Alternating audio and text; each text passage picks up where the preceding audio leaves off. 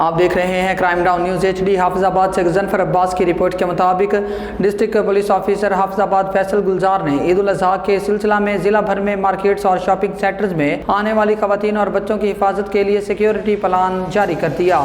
عید الاضحیٰ کے دنوں میں مارکیٹس میں خواتین کا رش بڑھ جاتا ہے، جس کا فائدہ اٹھاتے ہوئے شرپسند افراد لوگوں کی جان و مال کا نقصان کرتے ہیں۔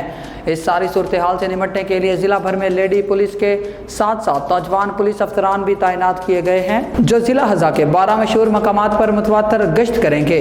ایلیٹ فورس کے جوان بھی متواتر شرپسند عناصر کی نگرانی کرتے رہیں گے۔ سٹی ایریا میں کلسٹر اسکواڈ کو بھی متحرک کر دیا گیا، جو جرائم پیشہ عناصر کی گرفتاری میں مؤثر کردار ادا کریں گے۔